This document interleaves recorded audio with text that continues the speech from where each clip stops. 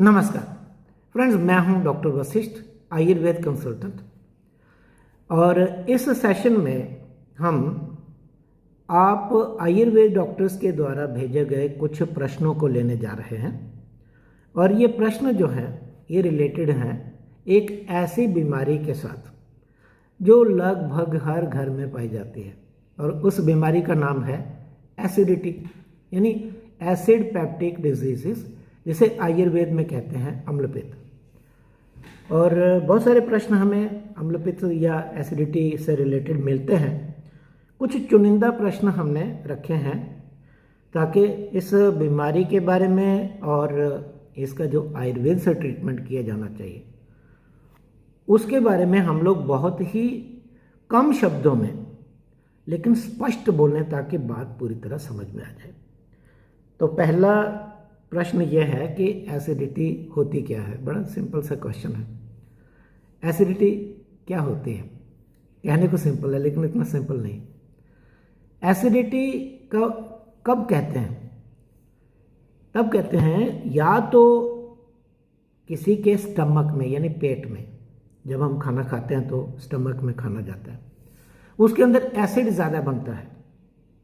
और या important, acid तो नॉर्मल बनता है लेकिन एसिड को न्यूट्रलाइज करने वाला जो म्यूकस होता है ना, कफ, उसको आयुर्वेद में क्लेदर कफ कहते हैं, वो कम बनता है। ये तब होता है एसिड पेप्टिक डिजीजेस या अम्लपित्त या एसिडिटी। यानी ज़रूरी नहीं है कि आपके पास जो पेशेंट आया उसके स्टमक में एसिड ज़्यादा बन रहा है। हो सकता है, ज़्यादातर तो ऐसे लोग होते हैं जहाँ ज़्यादा एसिड बनता है, लेकिन बहुत सारे ऐसे पेशेंट्स भी होते हैं जहाँ पे एसिड ज़्यादा नहीं बनता बल्कि म्यूकस कम बनता है। तो एक बैलेंस होता है, एसिड और म्यूकस का जो है ना एक बैलेंस होता है, वो बैलेंस बिगड़ जाता है। एसिड ज़्यादा हो गया, म्यूकस कम हो गया, एसिड पेप्टिक डिजीजेस। बात स्पष्ट हो गई। अब सवाल ये है कि ये आजकल इतना प्रचलित क्यों हो गया है? सिंपल सा उत्तर है, खान पान तो सब लोग जानते हैं। हम लोग समझते हैं, थोड़ा ध्यान से सुनिएगा, हम लोग समझते हैं कि आजकल लोग मिर्च मसाला बहुत खाते हैं, इससे होता है। ये कुछ पार्शली, आंशिक रूप से ये सही है, पूरी तरह नहीं। क्यों? क्योंकि मिर्च मसाला तो शुरू से खाया जाता रहा है, इतनी प्रॉब्लम नहीं थी। प्रॉब्लम यह है कि आजकल जो खास करके बाहर का खाना है या फिर जो मसाले हम लोग यूज़ करें उसमें बहुत सारे केमिकल्स ऐसे होते हैं जो एसिडिटी करते हैं। मिर्च मसाले से नहीं होता, उसके अंदर केमिकल्स जो डाले जाते हैं ना, प्रिजर्वेटिव्स वगैरह, उसके कारण एसिडिटी ज़्यादा हो रही है। एक तो ये हो गया। दूसरा, मेंटल स्ट्रेस जो है एक बहुत बड़ा कारण है। तीसरा एक बहुत इंपॉर्टेंट कारण है, जो लोग बैठे रहते हैं ना उनके अंदर भी ये जो है ना एसिड और म्यूकस इम्बैलेंस हो जाता है। जो देर रात तक जगते हैं उनको भी ऐसा होता है। और जो फ्रिज में रखा हुआ खाना कई दिन का जो है वो समझते हैं इसमें कोई फ़र्क नहीं पड़ेगा, ऐसा नहीं होता है। टाइम होता है ना, उससे सब चीज़ें बदलती हैं। खाने में कुछ तो डिटेरियोरेशन होता ही है, उससे भी एसिडिटी ज़्यादा होती है। और एक और इम्पॉर्टेंट कॉज है, मैं आयुर्वेद डॉक्टर्स आपको कह रहा हूँ, ध्यान से सुनिएगा। हम लोग भूल कर जाते हैं, उस कारण को भूल जाते हैं और फिर हमें रिजल्ट्स नहीं मिलते हैं। और वो कारण है, स्टमक में एक बैक्टीरिया होता है, उसका नाम होता है हेलिकोबैक्टर पाइलोरी या एच पाइलोरी। उसकी इन्फेक्शन होती है, उससे स्टमक के अंदर म्यूकोजा में सूजन हो जाती है और फिर एसिडिटी होती है। तो ये कारण हो गए। अब सवाल ये है कि पहचानना कैसा है? ये भी प्रश्न है कि डायग्नोसिस कैसे करेंगे? तो बड़ा सिंपल है। जब पेशेंट आपको बोलता है कि खट्टे डकार आते हैं, सीने में जलन हो रही है, पेट में जलन हो रही है, उल्टी जैसा मन करता है, पेट में दर्द हो रहा है, ऊपरी पेट में, एपिगैस्ट्रियम में, तो सीधी बात है कि ये एसिडिटी की ही प्रॉब्लम है। तो सिंपल सी बात है।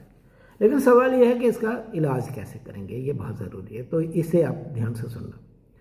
इलाज करने के लिए ना हमको क्या करना, 5 स्टेप्स होते हैं इलाज में, 5 स्टेप्स। पहले वो मेडिसिन देनी है पहले स्टेप में, जिससे अगर एसिड ज़्यादा बन रहा है तो वो कम बने, ठीक है। और दूसरा स्टेप ऐसा होगा कि अगर म्यूकस कम बन रहा है तो ज़्यादा बने, 2 हो गए। तीसरा स्टेप होता है कि स्टमक, ऑब्वियसली स्टमक की मूवमेंट नीचे की तरफ होती है, इसको पेरिस्टाल्टिक मूवमेंट कहते हैं। आयुर्वेद में इसको अनुलोम गति कहते हैं। तो कई लोगों में वो जो पेरिस्टाल्टिक मूवमेंट होती है ना, वो नीचे की तरफ मूवमेंट स्टमक की स्लो डाउन हो जाती है, तो काफ़ी देर तक खाना जो है वो पेट में पड़ा रहता है, उसमें फर्मेंटेशन होता है, तो उससे एसिड बनता है। तो ऐसी दवाई दीजिए जिससे स्टमक की मूवमेंट तेज़ हो जाए। चौथी दवाई कौन सी देनी है? ऐसी मेडिसिन दीजिए जिससे अगर एक्सेस एसिड है, ज़्यादा एसिड स्टमक के अंदर इकट्ठा हो गया है, होता ही है, तो उसे न्यूट्रलाइज किया जाए, ठीक है, एल्कलीस वगैरह से। और पांचवा है कि अगर पेशेंट को स्टमक में इन्फेक्शन है एच पाइलोरी की, तो वो इन्फेक्शन दूर करने वाली दवाइयाँ दी जाए। मैं बहुत शॉर्ट में बोलने जा रहा हूँ, लंबा नहीं करूँगा, लेकिन आप ये पहले प्रिंसिपल समझ लीजिए कि 5 स्टेप्स हैं, 5 चरण हैं, 5 सिद्धांत, प्रिंसिपल्स, कुछ भी कह लीजिए, ये हैं, इनको आपने याद रखना है। हर एक पेशेंट में देने की ज़रूरत नहीं है सब कुछ, पर आपको पता होना चाहिए कि हमारा जो अम्ल पित्त का या एसिड पेप्टिक डिजीज़ का ट्रीटमेंट है वो इसके जो आजू बाजू चारों तरफ रिवॉल्व करने जा रहा है, ठीक है। सबसे पहले आते हैं पहला चरण, यानी ऐसी दवाइयाँ दीजिए पेशेंट को जिससे स्टमक के अंदर, पेट के अंदर, आमाशय में एसिड कम बने, अम्लता कम पैदा हो। तो उसके लिए नंबर 1 जो मेडिसिन है, वो जो बहुत ही अच्छी मेडिसिन है, इफेक्टिव है, उसका नाम है शटी, कपूर कचरी, इसका बोटेनिकल नाम होता है हेडिचियम स्पाइकेटम। ओके, ये बहुत अच्छी मेडिसिन है। और भी बहुत सारी मेडिसिन होती हैं, मैं ज़्यादा नहीं बोलूँगा, नहीं तो कन्फ्यूजन हो जाता है, ठीक है। तो इस ग्रुप की आप एक मेडिसिन याद रखिए, शटी। ओके, अब दूसरा ग्रुप, यानी ऐसा दूसरा चरण जिससे स्टमक के अंदर म्यूकस ज़्यादा बन रहा है, तो उसके लिए एक बहुत इफेक्टिव मेडिसिन है, उसका नाम है मधुयष्टि, मोलैठी, ग्लिसरीजा ग्लैब्रा। तो 2 हो गए। अब तीसरा ग्रुप है कि स्टमक की मूवमेंट, जो नीचे धकेलने वाली मूवमेंट है, पेरिस्टाल्टिक मूवमेंट, उसे थोड़ा पावरफुल करना है ताकि स्टमक में जो खाना है वो जल्दी से आगे निकल जाए और एसिडिटी खत्म हो जाए। तो इस तरह की बहुत सारी मेडिसिन हैं, लेकिन जो इसमें एक मेडिसिन यूज़ करते हैं काफ़ी अच्छी, उसका नाम है भृंगराज, ठीक है। 3 हो गए। और चौथी, जो एक्सेस एसिड बना हुआ है स्टमक के अंदर, उसको न्यूट्रलाइज करना है, उसके लिए कोई एक मेडिसिन दे दीजिए। तो उसमें एक मेडिसिन है जिसका नाम है मुक्ता शुक्ति। तो मैंने आपको 4 मेडिसिन बता दी। पहले ग्रुप की शटी, जो एसिड की प्रोडक्शन कम करेगी। दूसरे की है मधुयष्टि, जो म्यूकस को ज़्यादा बनाएगी। तीसरे की है पेरिस्टाल्टिक मूवमेंट्स को स्ट्रॉन्ग बनाने के लिए भृंगराज। चौथी है एसिड को, एक्सेस एसिड को न्यूट्रलाइज करने के लिए मुक्ता शुक्ति। 4 हो गए। अब ये 4 मेडिसिन तो हो गई। 5वीं कौन सी होगी फिर? 5वां ग्रुप जिसमें इन्फेक्शन हो जाती है, तो उसके लिए मैं आपको 2 मेडिसिन बताऊंगा, चिरायता देते हैं या फिर अतिविषा देते हैं, ठीक है। तो ये मोटे तौर पे हमने आपको 5 स्टेप्स बता दिए, चरण या 5 प्रिंसिपल्स बता दिए एसिड पेप्टिक डिजीज़ को ट्रीट करने के लिए। ओके, अब इनको देना कैसे है और क्या हर एक पेशेंट को सारी देनी है? तो मैंने पहले भी कहा कि ऐसी बात नहीं है। आपका डायग्नोसिस ठीक होना चाहिए, आपको पता होना चाहिए कि आपके पेशेंट को प्रॉब्लम क्या है, तो अकॉर्डिंगली आपने फिर उसकी चॉइस करनी है। अब देने का सवाल यह है कि शटी जो होती है ना, कपूर कचरी या शटी या हेडिचियम स्पाइकेटम, इसका आप चूर्ण दे सकते हैं, ठीक है। और डोज रहेगी 2 से 3 ग्राम दिन में 3 बार। अगर किसी को आपको लग जाता है कि एसिड ज़्यादा बन रहा है तो आप शटी ही दीजिए, ओके। लेकिन अगर आपको लगता है कि नहीं, इसमें एसिड तो ठीक बन रहा है लेकिन इसमें म्यूकस कम बन रहा है, तो आपको मधुयष्टि देनी पड़ेगी, यानी मुलैठी या यष्टि मधु, जेठी मध, इसका चूर्ण ये आप 3 से 5 ग्राम दे सकते हैं, ठीक है। लेकिन ये ज़्यादा डोज में ना थोड़ी लैक्सेशन करती है, यानी मल थोड़ा पतला होने लगता है, ढीला होने लगता है, तो ये दे सकते हैं चूर्ण के रूप में। और तीसरा, भृंगराज कैसे देंगे? तो उसको भी चूर्ण के रूप में देंगे, 3 से 6 ग्राम उसकी डोज होती है। और मुक्ता शुक्ति की डोज तो कम है, वो तो भस्म होती है 250 से 500 मिलीग्राम। अब आप कहेंगे कि एसिडिटी का पेशेंट है तो कैसे इतनी दवाई खाएगा? फिर मैंने आपको क्या कहा, हर एक पेशेंट में सब दवाई नहीं देनी, लेकिन अगर आप डायग्नोसिस नहीं कर पा रहे, आपको पता नहीं चल रहा है कि इस पेशेंट में आखिर प्रॉब्लम क्या है, तो सब मिला के देनी पड़ेगी। अगर सबको भी मिला के देंगे तो भी चूर्ण की डोज 3 से 6 ग्राम तो हो ही जाएगी ना। तो आप देखेंगे आपका अनुभव होगा। वैसे बहुत सारे पेशेंट्स हैं जो इतनी हैवी डोज में ये चूर्ण नहीं लेते हैं, तो फिर परेशानी होगी ना, क्या करें। तो बहुत सिंपल सा तरीका है, आप शटी की के एक्सट्रैक्ट से बनी हुई, घन से बनी हुई टैबलेट है वो दे दीजिए। 1 से 2 टैबलेट दिन में 3 बार दे दीजिए। ऐसे ही मधुयष्टि की भी टैबलेट आती है, मधुयष्टि घन टैबलेट, ऐसे भृंगराज की घन टैबलेट आती है, तो वो भी आप दे सकते हैं 1 से 2 टैबलेट दिन में 3 बार। ओके।